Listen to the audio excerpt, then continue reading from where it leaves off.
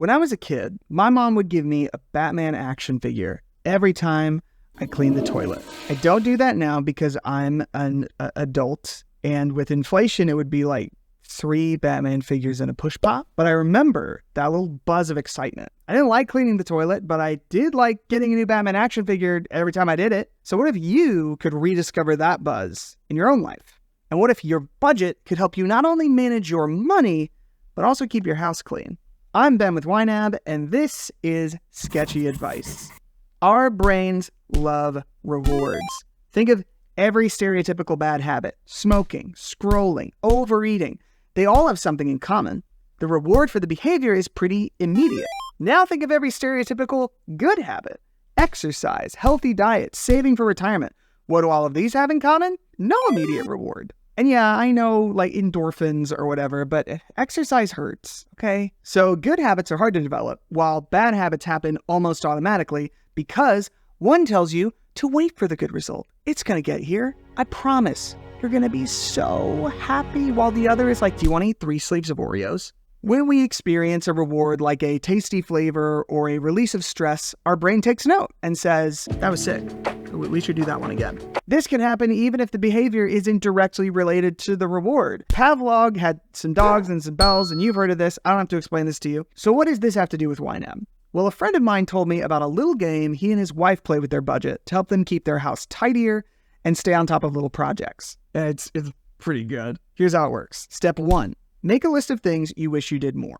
Ideally, stuff that goes beyond your normal everyday chores. It could also be stuff you just want to do more consistently or bigger projects you've been putting off. Step 2, assign a dollar amount as a reward for each activity. It's generally better to keep things on the smaller side, but proportionate to the task. So if you have a pretty straightforward suburban yard, then maybe mowing the lawn is $2.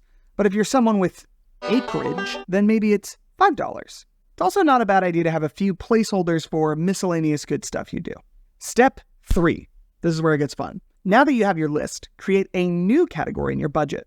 I like to call mine extra credit. This category is going to serve as a pool of fun money you can unlock by doing stuff on your list. So decide how much you want to make available each month and set a savings balance target for that amount. If you have a partner, I recommend you have separate categories for each of you. Or you could be really competitive and race for the same money. That sounds like a nightmare to me, but I also don't understand endorphins. So step 4, completely fill up that category so that all those dollars are available. Step 5, every time you do something on your list, you can move the appropriate amount of dollars out of your extra credit category into your fun money. And voila, extra fun money. If you completely empty your extra credit category, then great. You did a bunch of really great stuff, and you can keep doing it for free if you want, but you won't have access to more extra credit money until next month. Finally, step 6. When you get to a new month, fill your extra credit category back up to its full amount. But what if you didn't use all your extra credit money? Does it roll over and stack? No. Sorry, you didn't use those dollars, so you don't get them. What this does is incentivize you to go for every dollar in that category every month, so you're not leaving anything on the table. And that's it. The lawn gets mowed, you get more fun money, everybody wins. If you liked this little hack, you might also like our video on using YNAB to track PTO days. And if you like tricking your brain into being smarter with money and you're not subscribed yet, what are you doing? Go ahead, trick your brain into subscribing, because there's more where this came from. But that's it for me. I hope you have a wonderful day, and thank you so much for watching.